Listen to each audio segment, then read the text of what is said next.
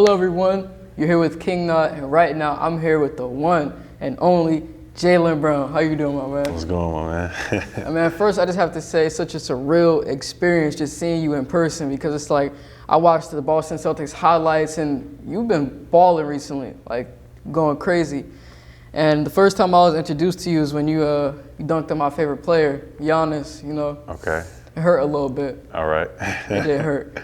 But first, I just want to ask you, you were just telling me about your work ethic, and it's a lot of people who are watching who do have the same aspirations. They may be trying to invest in something different, but they don't understand how much they have to work for it. Or even when they try to work for it, they may go through the same things that you've went through, being bullied and teased about it, so they may be less inspired. So what do you have to say to people who may be going through the same thing? Whatever it is in life, it could be basketball, it could be a doctor, a student, whatever it is, it's going to take work, it's going to take sacrifice, it's going to take focus and things like that. So I like to inspire kids, whatever it is that they have a goal that they work for, and don't let people, dissuade them from doing it. I know a lot of times people receive constructive criticism from people that they admire, peers or adults. Most of the time, those are people that ended up doing what they set their dreams out to do, so they constructive criticize you. I'm not a firm believer in that. I think having confidence is king. Having the right mentality is great, and we need to empower more of our youth and more of our kids to have that confidence in themselves when they leave the house, that they can do anything and whatever they want, rather than telling them what they can't do. Yeah, most definitely, most definitely. Another question I have for you, you were the 3rd overall pick. Being that young, how did that feel? Like, what did that do for you? And did you have any jitters first game in the NBA? How did you feel in that moment too? I've been working so hard my entire life. When it got picked, it was finally, I've been envisioning it, visualizing it, meditating on it. So when I got picked, it wasn't even, I had seen it so many times in my head, it wasn't even surreal for me, to be honest, because I felt like I did that. It's like a feeling of I deserve this. Yeah, and I've done it, I've watched it in my head so many times. So when it actually happened, it was more like a relief rather than, a celebration. But it was, for me, that feeling even quickly faded, because when I got drafted there, not a lot of people know, I was booed. Yeah. Like, they booed me when I got drafted to Boston. They said boo, because they didn't know, they never seen me before. I was young, they didn't see me play a lot, and there was other players that played, closer to Boston or whatever that they seen play that they were more fond of. So quickly I turned that feeling of celebratory, or I'm happy, or I'm relieved, to being motivated to prove to the city like I belong here. What's your take on this year's rookies? We got some good rookies. I'm actually a fan. Zion Williamson, John Morant are two to name a few. R.J. Barrett, one here in Atlanta, Cam Reddish. I watched them all play at Duke. I think that they have tremendous potential. I've watched, of course, everybody talks about Zion and Ja. I like their names. Yeah. And more important, so Zion means heaven, Ja means God or moon, and the fact that they were 1 and 2 in the draft was kind of crazy, and they played on the same AAU team, so it was I was just looking at that. That was dope too, and they were talking about how they weren't even the starters or the stars of the team. Yeah, it was trippy for me to see on ESPN Zion is coming. Because I've always knew the translation of Zion means heaven.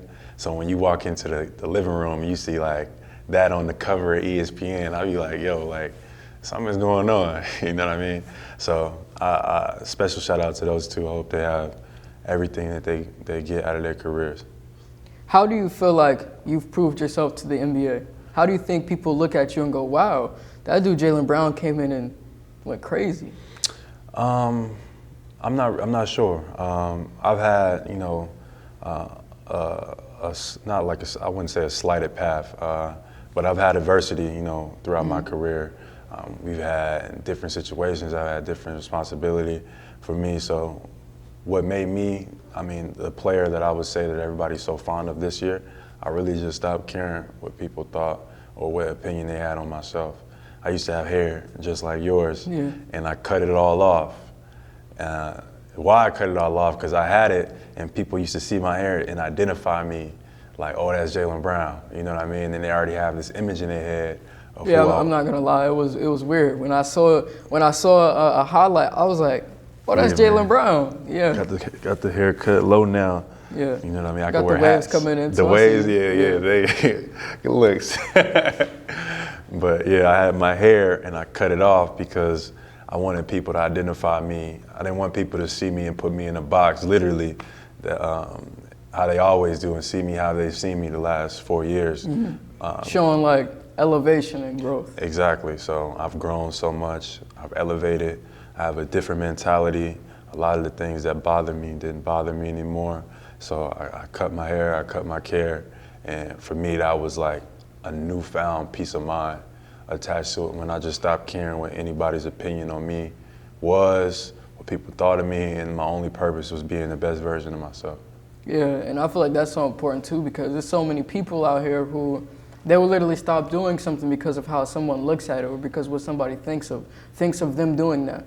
So like it could be a real slim guy like myself working out and some of his friends see him as like, man, you're never gonna get anywhere, you're never gonna do nothing with that. And they might judge you because at the moment you don't look like what you're trying to be.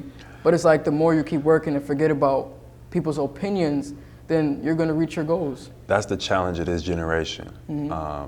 Social media has such an influence, you know, the need for approval, the need for validation, the need for likes and things like that from your peers. I think challenges the acceptance from yourself.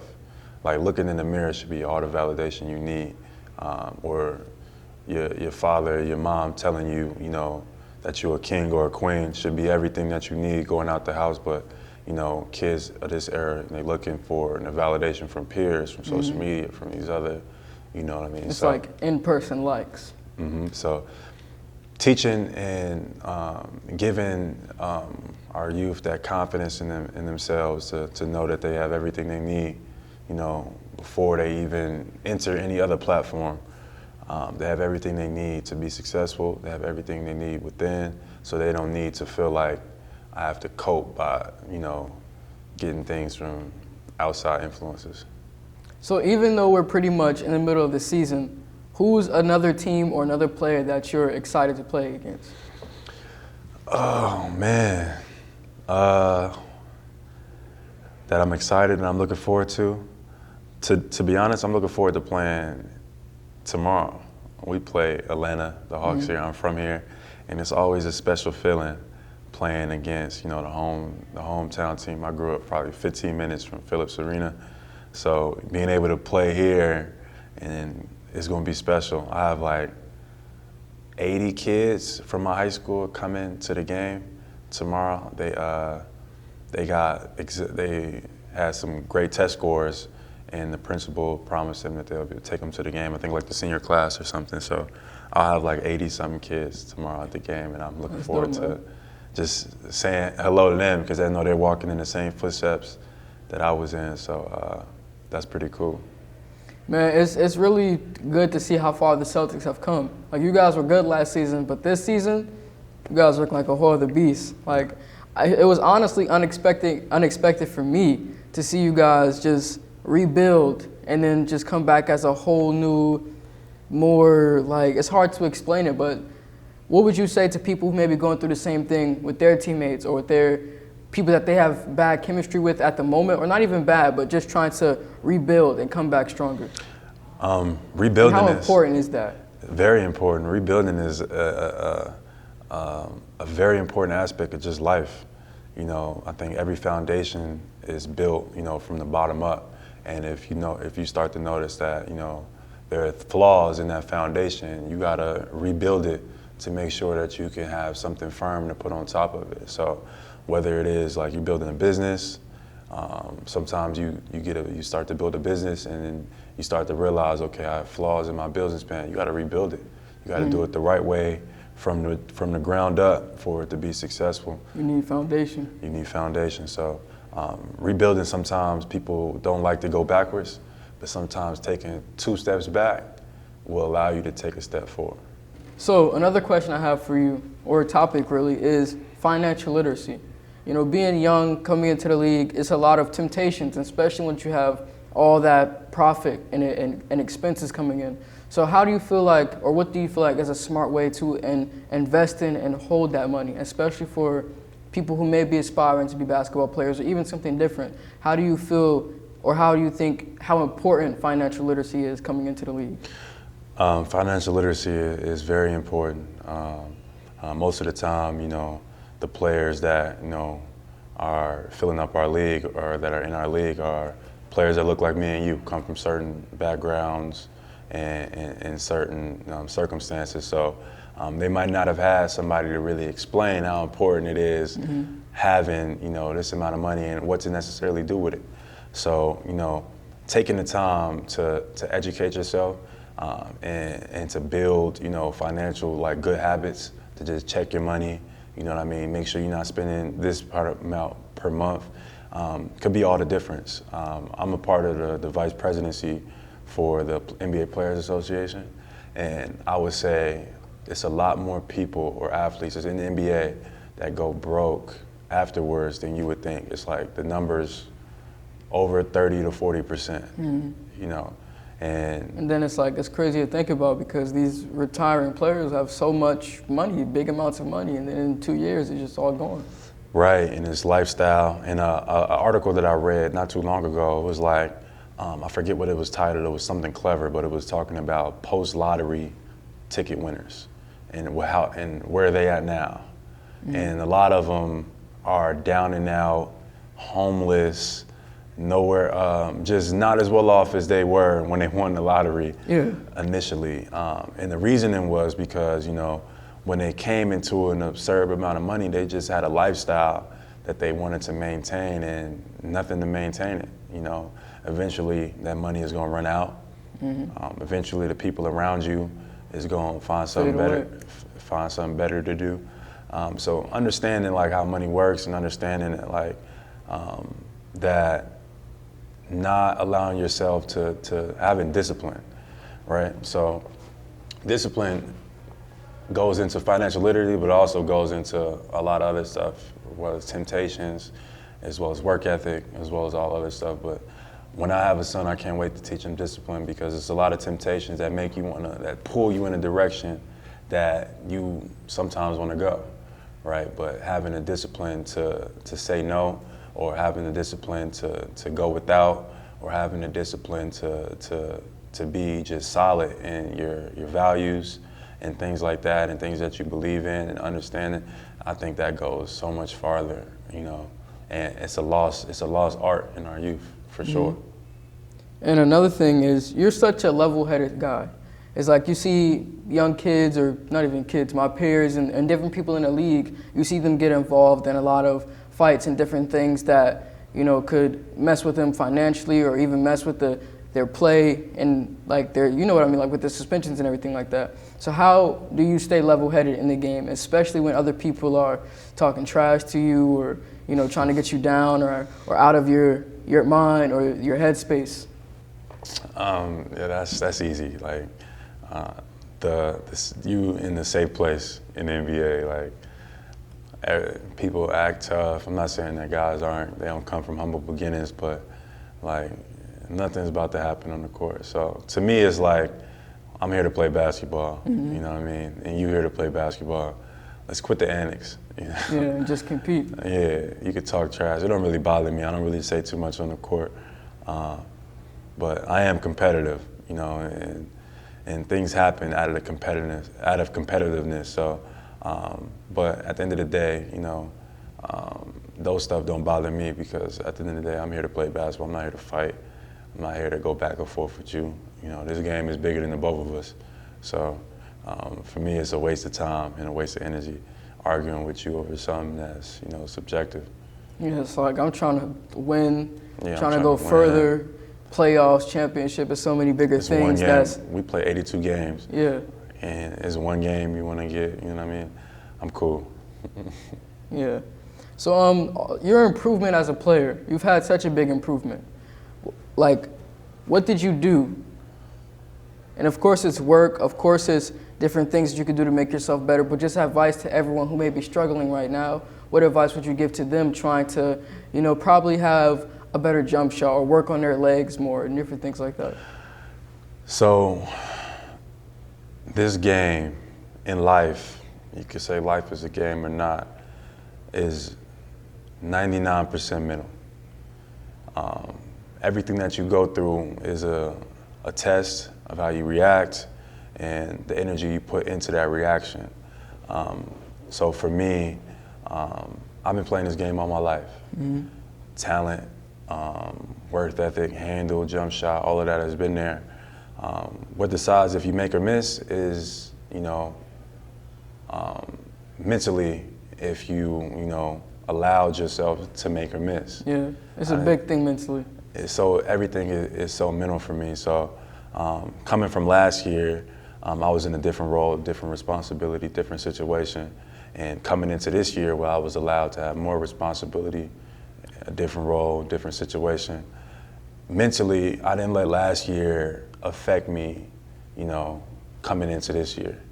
I was like, hey, a lot of people, they experience a down year and it's a down 5 years or it's a down 10 years. It's like if you do bad, don't let that get you in a bad space. If you do bad, that means there's more room for improvement. Right, yeah, and absolutely. And the biggest room in the world is the room for improvement. So if you experience adversity or you experience, troubles or you experience some type of, hindrance, you got to be able to persevere.